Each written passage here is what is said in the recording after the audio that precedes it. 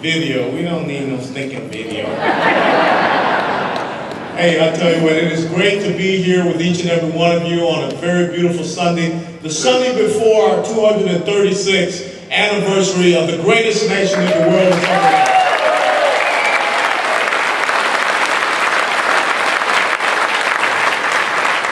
I want to thank my wife Angela for joining me, and my youngest daughter Austin. Our oldest daughter is in Texas with her grandparents, so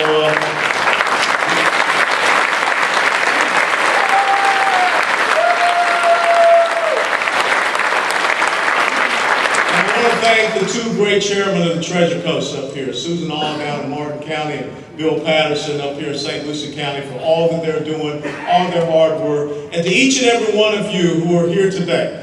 Because what you proved in 2010 is the thing that upsets the folks that are out there with the signs. You proved to them that we can have a better grassroots, a better ground game than they did, and that's what we're going to achieve.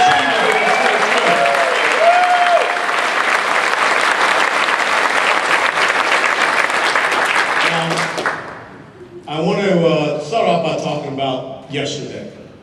Yesterday morning I had a great opportunity to be at a special event. It was the first annual Navy SEAL Aaron Vaughn Memorial Frogman Swim.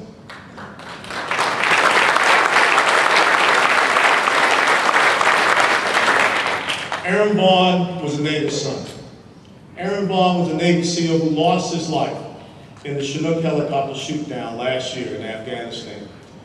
And so what we did was we gathered on the beach at Jensen Beach, and to remember him, but also to remember the legacy of the original frogmen who first trained just right up the road here in Fort Pierce.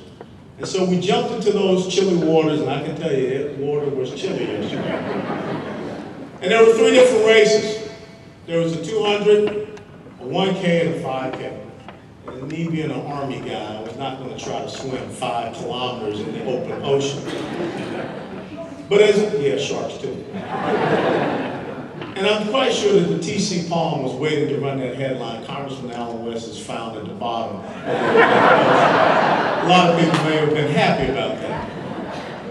But as we jumped into that water, we thought about the brave men and women through the years who have stood up to serve, to sacrifice, to commit to the greatness of this country, to the principles that make this country unique and exceptional.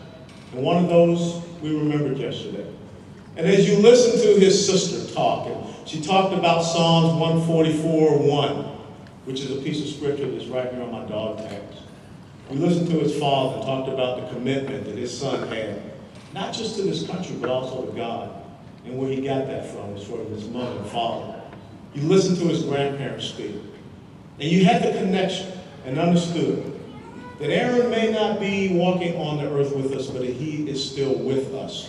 He is watching over this great nation. He has gone to a place where all of those great warriors who have gone before us go, to make sure that those of us that still remain will one day see them. But they keep charge over us to make sure that we honor the legacy that they left behind. Now, I can stand here today and we can talk about a whole plethora of things that are troubling not just this country, but also troubling the Treasure Coast. When we think about the tax policies that are causing so many closed storefronts, when you drive up Dixie Highway or Federal Highway, all throughout St. Lucie Boulevard, down on Canner Highway, when you think about the regulatory environment that is affecting this country, and I talked about that in a special order speech just this past Friday, how it's strangling our businesses. Susan just talked about the regulation on washing machines. There are regulations out there that are trying to control the amount of water that go into urinals. This is an overreach of the federal government. We can talk about our monetary policy, how we continue to monetize our debt. We print more money to buy up the debt, the almost $16 trillion of debt that we have in the United States of America. And yes, last year I signed up as a co-sponsor to audit the Fed. We will be voting on that.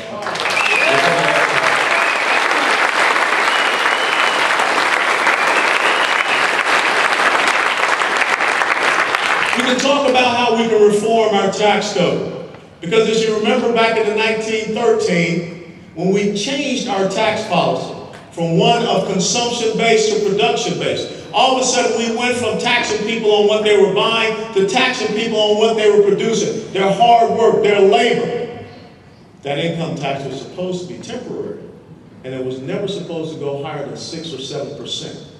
But now we find ourselves in a situation where the tax code in the United States of America is being used as a weapon against the American people. It's being used for behavior modification. That is exactly what came from the Supreme Court decision last week. A federal government that now believes that if they know more and better about how to run your life, that they can influence how you run your life by penalizing you through taxing. The president said it wasn't a tax. People said it was a penalty. But the Supreme Court has ruled this a tax. And isn't it an unconscionable thing that now we live in a country where the federal government can tax you for not taking an action? What will be next? If you don't buy a certain type of green card, they will tax you. If you don't buy a certain type of food, they will tax you. Well, I got a great idea. I believe for personal security, every American should go out and have to buy a Glock 9mm.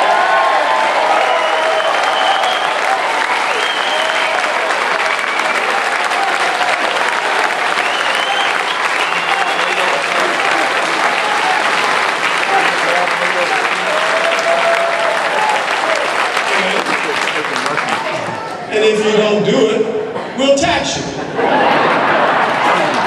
Now, I wonder how the liberals will feel about that. But that is the precedent that has been established in the United States of America. The United States of America, where this country was began because of onerous tax policy. This country was began because of the intrusive nature of government. This country was began because of the invasive nature of the British Empire, King George III and his policies. And it is funny how in 236 years, it seems that we have come full circle once again. That is the lesson that those 5 justices have taught us in the decision that they made last week. It is now up to the American people to decide who will be truly the voice in this country. Who will determine what is best for you? Will we continue to go down the path where people believe that the best thing in this country is economic dependence or economic freedom? Here in the Treasure Coast, you have close to 45,000 that are on food stamps, and that's growing. If you've been paying attention to the farm bill that is being debated in the Senate right now, 80% of that farm bill is food stamps. In the year 2002, the federal government per year spent $20.6 billion on food stamps. Today, the federal government spends $75.8 billion on food stamps. And this new farm bill will take that to $80 to $81 billion. And even when some people in the Senate tried to bring up legislation that peeled it back $20 billion to bring it down to about 60, unfortunately, there were even Republicans that voted against that. This is not about party. It is about principle. It is about understanding what are those principles. It is about understanding what limited government really is and what fiscal responsibility is. My mother taught me a very simple lesson. She said self-esteem comes from doing esteemable things. Sitting at home and getting a check from the government is not going to help your self-esteem. What it will do is make you an economic slave to a bunch of people in a far, far distant place.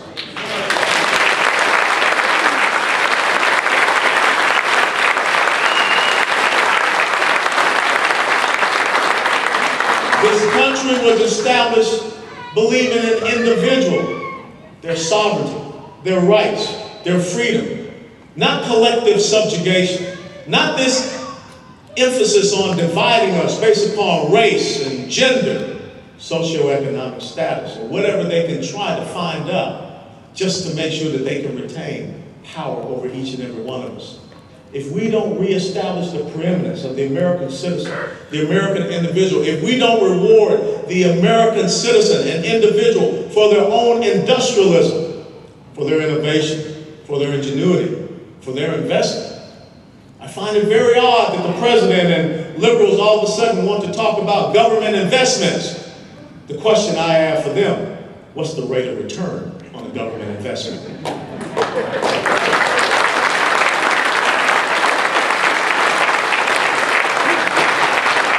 investment for the future of this country comes from the people that I'm looking at. You're the ones that are going to open up those closed storefronts. We have to set the conditions with the right type of tax reform and regulatory reform. We have to make sure that things like the Dodd-Frank, which is killing small community banks, which is the lifeblood for our small businesses, must be repealed. And therefore we can go back and we can reinstate the Glass-Steagall Act, which creates a separation between commercial bank and investment bank.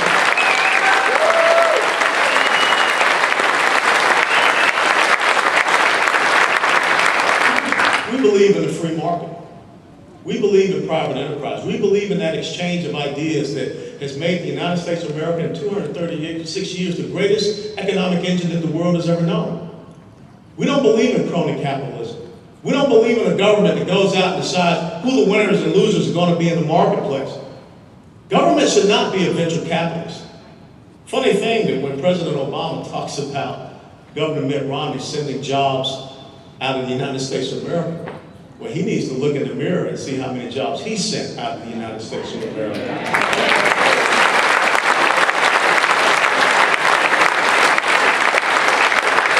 We have the highest corporate business tax rate in the world at 39.6%.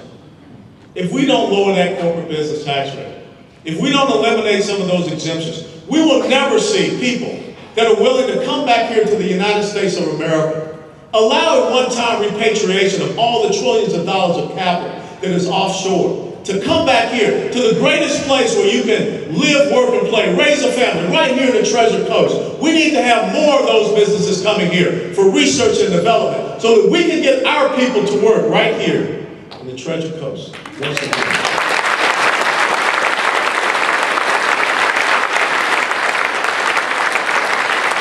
Unfortunately, we have a president that has a sign up and it says America is not open for business. Because with his tax policies, obviously he does not understand that small business owners operate from a personal income tax rate. So when you want to raise those personal income tax rates, the top brackets, from 33% up to 37%, from 35% to 39.6%, you're talking about affecting the very people that are the economic engine of this country. Why? It's very simple. He does not want you to have the self-esteem of getting up and earning and having that title of American. He'd rather you be his slave and be economically dependent upon him.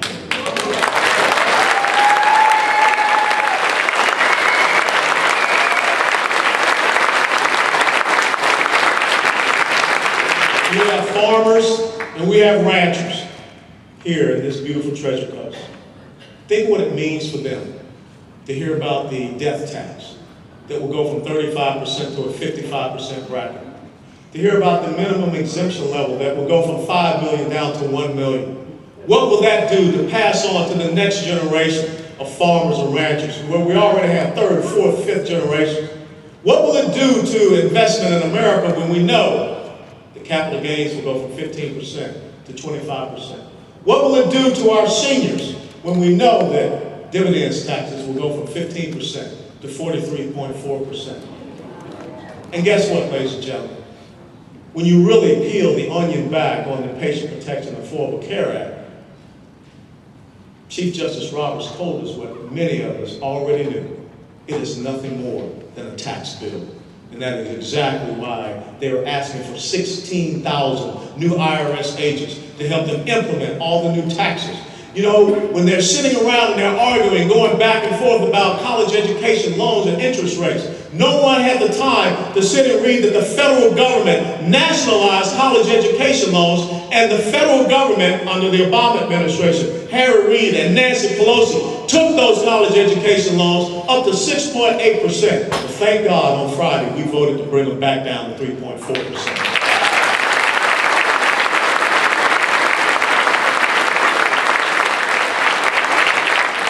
You know, a lot of people are talking now about how gas prices are going down.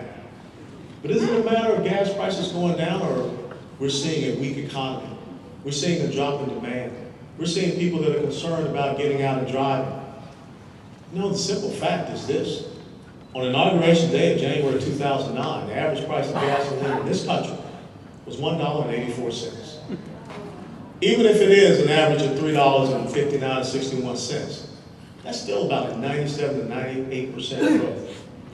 But yet, when you look at Lisa Jackson, what they want to do, when you look at the Keystone XL pipeline, we don't have an administration, we don't have people on the other side of the aisle that really want to see a full spectrum development of all the energy resources we have here in the United States of America. We have an environmentalist in chief that would rather pander to the environmental lobby than to do what is best for the United States of America, which is truly make us energy independent, to allow us to take advantage of all the great resources that God has blessed the United States of America with. And if you don't believe that,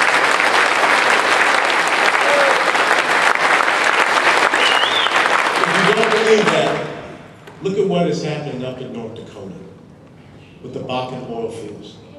Look at the fact that their unemployment rate is between 3 to 3.5%. Look at how much money a high school graduate up there in North Dakota is able to make. Why? Because they took advantage of the resources they had on their state and private lands, even though a federal government tried to bring lawsuits against them.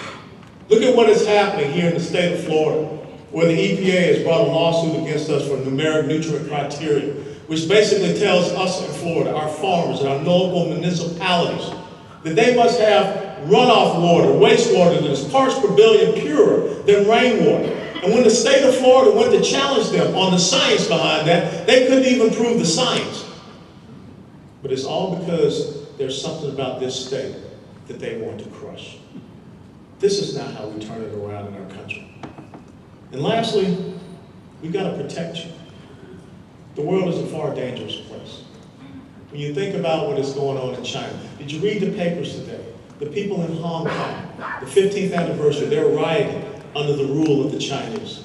You think about what is happening in North Korea, all across the Maghreb, Northern Africa, Boko Haram in Nigeria. 16 Christian Kenyans were killed by Al-Shabaab, Islamic terrorists coming down out of Somalia.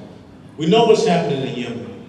Who would have thought 2 weeks ago, the radical Islamists, the Muslim Brotherhood, now are in control of the most populous Arab nation, that is Egypt. A year ago, there were some of us that said, beware of the Muslim Brotherhood. Who will fill the void? And everyone said, you guys are alarmists. Calm down. Have you all read the charter of the Muslim Brotherhood? And see what it says. The Muslim Brotherhood, who said that we're not going to run a presidential candidate, but yet they did, and he won. And now, the greatest ally that we have, the most staunch friend that we have in the Middle East, finds itself completely surrounded. Hezbollah in the north in Lebanon, Hamas in the Gaza Strip, constantly firing rockets and missiles. Egypt now in a state of flux, and already you see terrorist attacks coming out of Sinai. Iraq, where there's a void of leadership, and Iran, of course, who has their targeted eye. And we know that in Syria, on one side you have Russia, Bashar Assad, and the Iranian Revolutionary Guard. On the other side, you have freedom fighters that we don't know who they are. We have Al-Qaeda, and we have Turkey. And in between that is this shiny little beacon of liberty, freedom, and democracy. A small replication of the United States of America called the modern-day state of Israel. And if we don't stand,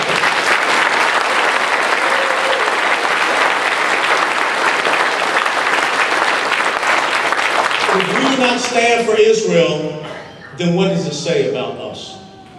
For as they say, that is the little Satan, and we are the greater Satan. Now's the time when we need leadership that will unequivocally state our direct relationship and our support to Israel, as well as to the Coptic Christian community in Egypt. If you go back and look at the speech that this president gave at the University of Cairo some years ago, you can see that this administration shows weakness, not strength. They have abandoned that 3 simple words that Ronald Reagan gave us, peace through strength, so that now the United States is no longer seen as a leader in this world. As it said, we lead by following. which is a horrible thing for this country. Ladies and gentlemen, this is a time when you all must understand what it is that you believe in, what you want to pass on to your children and grandchildren, to the subsequent generations. That is what America has always been about. And it is also about honoring and remembering our traditional cultural values, the strength of our family. You know, it hurts my heart when I think about Angela and I represent that which is only 28% in the black community. A husband and wife in a home raising children. I can tell you that even though I was born and raised in the inner city of Atlanta, men and women were there raising their kids. And that's why you have that breakdown. That's why you have here in such a place as St. Lucie County, 10.9% unemployment, far higher than the national average. We have got to rebuild the family. We have got to look out for the innocent lives in this country.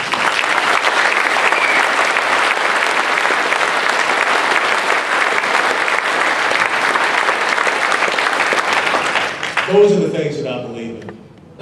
That is what enables me to stand here today. Because the lesson that my parents taught me is very simple. A man must stand for something, or else he'll fall for anything. And in standing, maybe that does upset some people in the media or what have you. But as those of you who have been in the Air Force, and definitely those who have been in the military, we have a saying. You only take flak when you're over the target. So I will continue to fly over the target. I will continue to drop bombs on the people.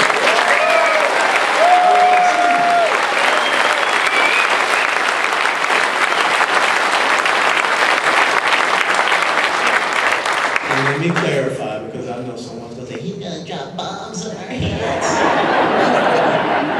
He's a cruel person. Oh, yeah. This is on the ideological battlefield. We have to stand up for the principles that made America great. Now, this is what I want to do, because this is a special time for us. 236 years ago, a great man was given an incredible task. And he sat somewhere, and he started to write a document that would transform the world. A document that would say that there would be a nation that would be started that was based not upon the monarchical rule of one, but the consent of the governed. It would be a country that would be founded on a principle of individual liberty and sovereignty, not on collective subjugation. He sat down in 2 short days, penned the thing that we're going to celebrate later this week, called the Declaration of Independence.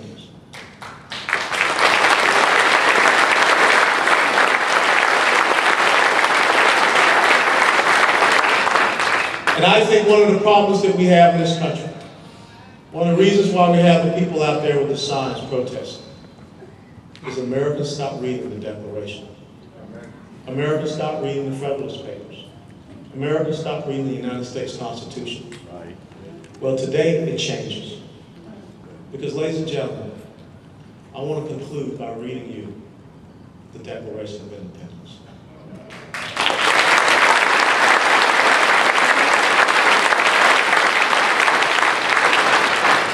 In Congress, July 4th, 1776.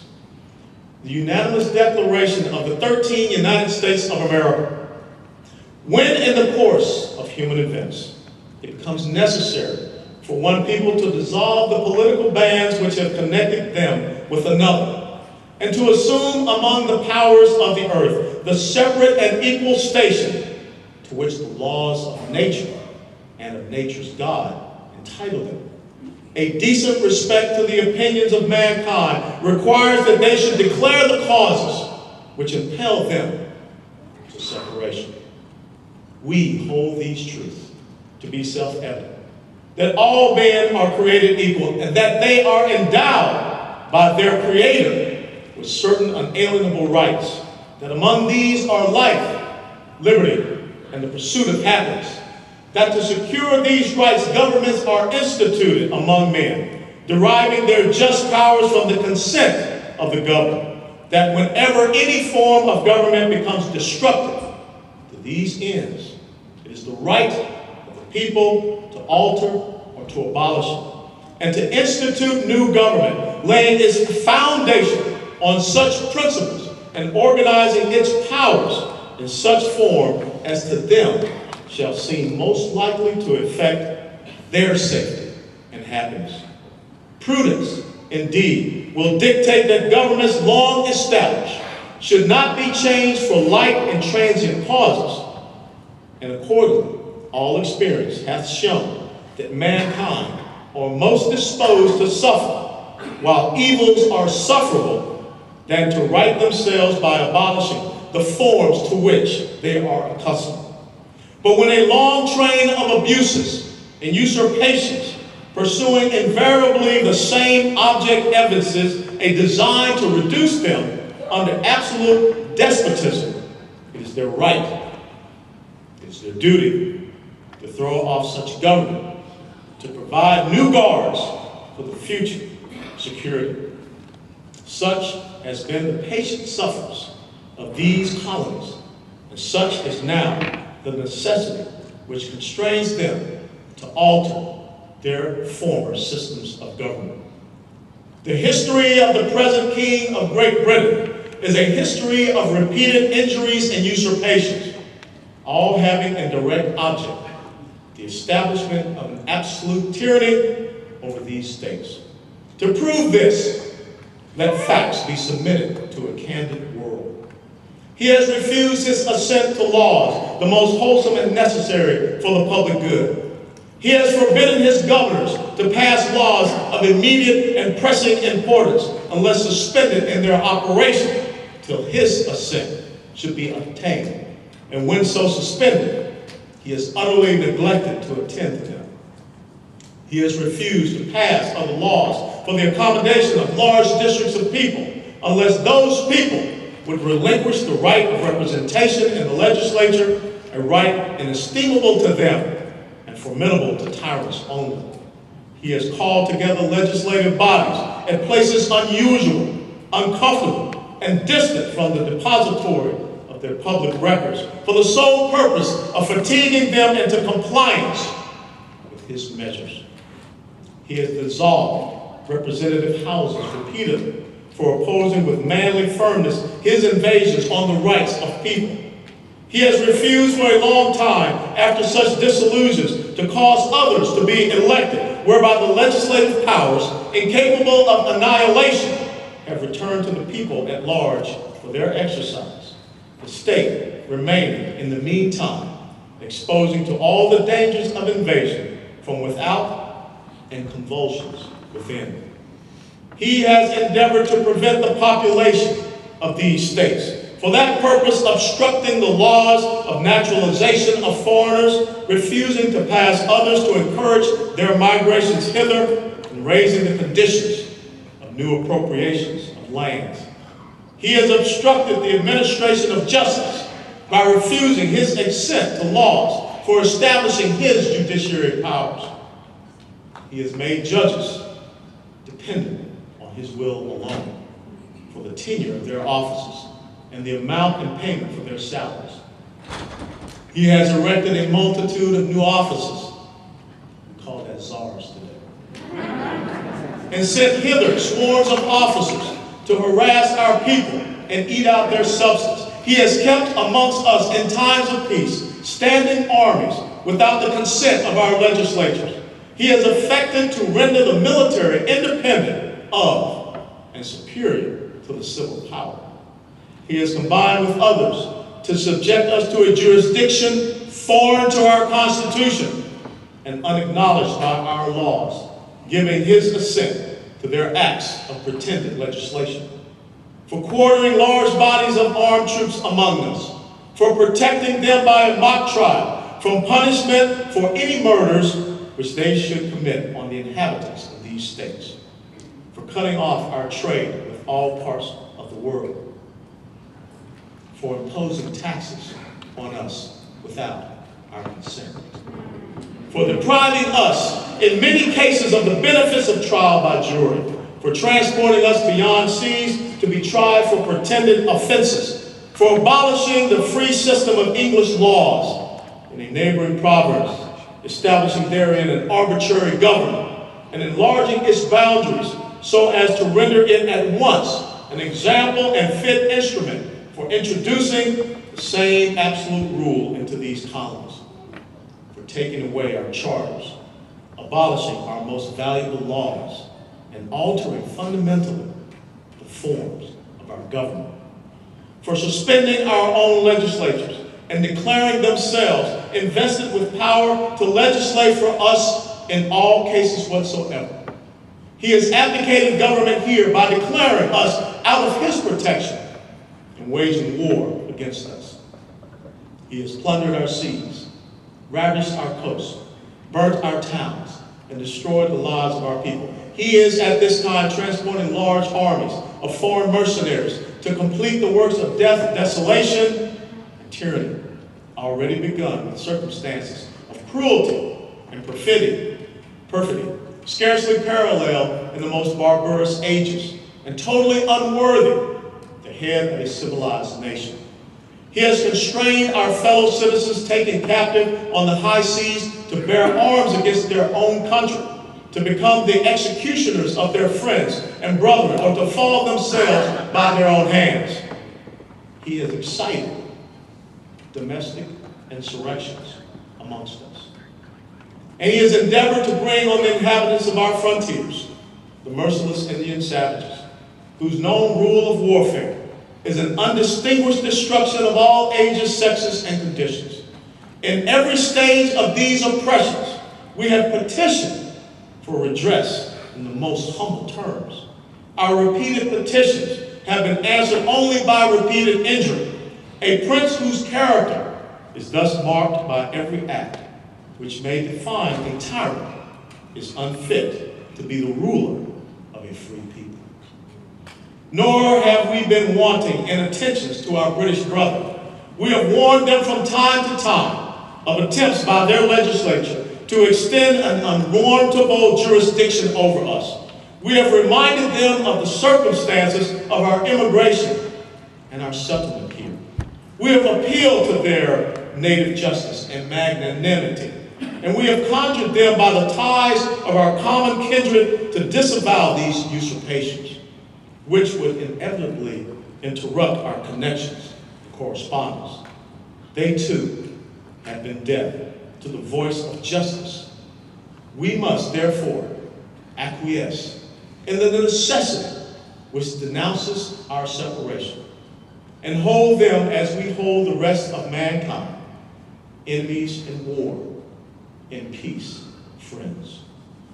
We therefore, the representatives of the United States of America in General Congress, assembled appealing to the Supreme Judge of the world for the rectitude of our intentions, do in the name and by the authority of the good people of these colonies, solemnly publish and declare that these united colonies are and of right ought to be free and independent states, that they are absolved from all allegiance to the British Crown, and that all political connection between them and the state of Great Britain is and ought to be totally dissolved, and that as free and independent states, they have full power to levy war, conclude peace, contract alliances, establish commerce, and to do all other acts and things which independent states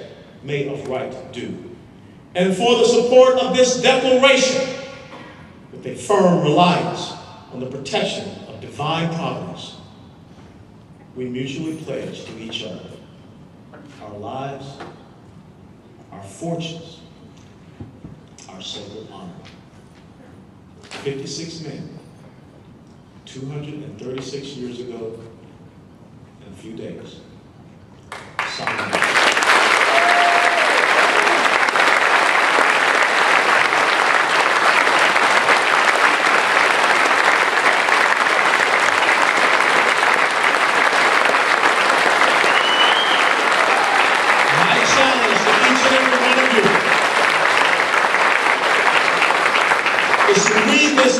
families. Read this to your children and to your grandchildren before the 4th of July. And just the same as those 56 men did, pledge your lives, pledge your fortunes, pledge your sacred honor to the greatest nation that the world has ever known, the longest running constitutional republic, these great United States of America. God bless you.